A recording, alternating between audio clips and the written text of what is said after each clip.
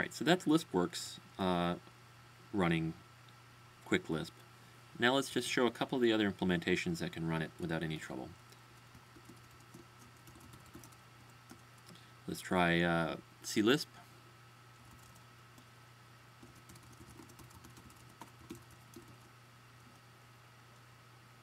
Oops, let's fix that.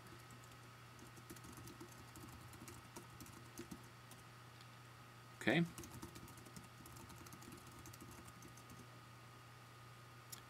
This will download and fetch the same things. There's no separate client for different implementations.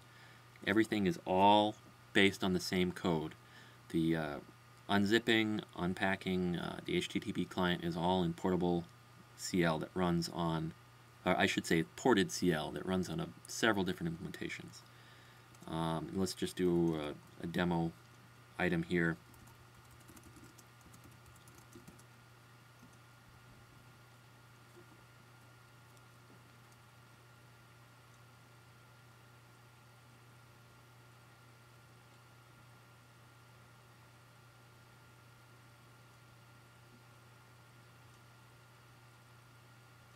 Okay, so that's CLisp. Everything worked fine. Let's quit and try a different one. Let's try Closure CL. Hang on. Let's start from scratch again.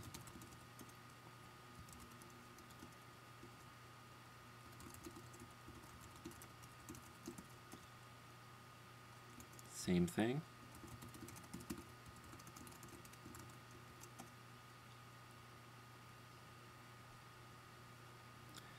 Now these files are all hosted on Amazon's storage system, and the archives are stored through CloudFront, so everything should be very reliable and very fast no matter where you're located. So we'll do the same thing here. I've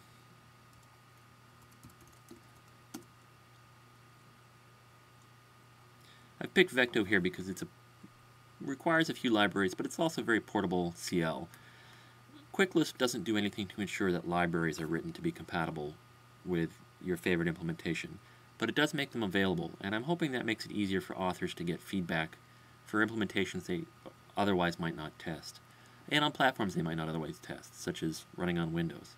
There's nothing like CL Build for Windows unless you set up a pretty extensive Unix-like environment. Alright, and let's try one more here. ECL. Let's fix to reset the environment. Actually, before I reset the environment here, let me mention one thing. Some of the feedback I've gotten initially on this system is that people don't want it in their home directory named Quicklisp.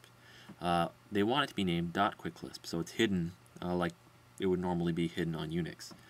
I haven't done that because Quicklisp at its heart is not a Unix application. It's not a Unix client. It's meant to run on Common Lisp systems. Anywhere Common Lisp runs, it's meant to work with Quicklisp. That said, or I should say that the dot trick only works on Unix. If it defaulted to the .quicklisp directory on Windows, it would just look kind of weird. That said, while I don't use that as a default, here's how you would change it if you're on Unix and you want that. That's all it takes. There's a setup file in that directory. If you load the setup file from the .quicklisp directory, it will initialize with .quicklisp as its default. There's really nothing that is forcing it or hard-coding it to the plain Quicklisp directory. So let's actually blow that away. And let's try with ECL. ECL is a little bit more verbose when setting up.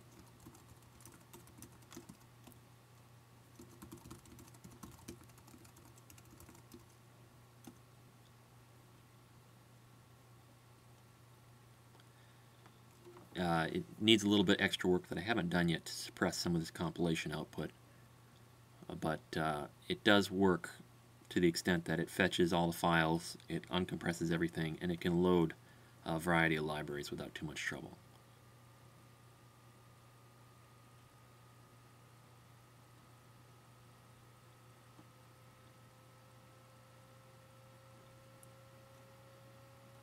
Alright, now let's try Vecto again.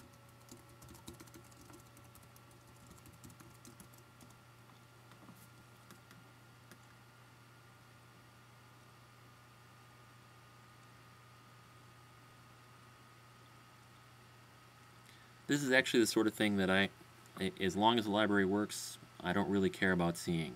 Most of the time I would just like to see that some progress is happening, but all these details are not all that interesting if all I want to do is write a program that draws some graphics. I'd like to make that work the same on all CLs. ECL is one that I haven't suppressed the output for yet. Alright, so that loaded fine. And that's pretty much it. That shows some of the things, a couple of the things anyway that I wanted to show. That Quicklisp is easy to get started with. It's portable, or it's ported rather, to a lot of different CLs. I don't have a Windows CL handy to demonstrate it, but this will work equally well on all the Windows applications or Windows implementations that I've tried. It works fine on LispWorks for Windows, it works fine on Allegro CL for Windows, it works fine on Clojure CL for Windows. There is a glitch on SBCL for Windows that I had trouble with. I couldn't get it working. But it wasn't Quicklisp's fault. SBCL on Windows still has a few areas where things aren't necessarily working as they're expected to. But I think that pretty much sums up what I'd like to demonstrate on this first screencast. And if you'd like to learn more about Quicklisp, you can go to its website. That's www.quicklisp.org. That's got some links. It doesn't have a lot of information yet, but this is where things will be posted. You can also check it out on Twitter. The account is Quicklisp. It shows I'm working on the screencast, and it's also on GitHub. Some of the software is on GitHub.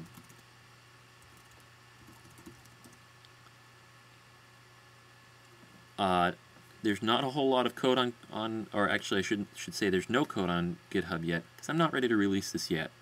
It's still in a very early state, and while a lot of the stuff that's interesting technologically works, the interfaces need some work, and there's still some more features I'd like to add. For example, I'd like to make sure that I can do PGP verification in Common Lisp in a very simple way that just verifies that the software you're getting comes from the right place.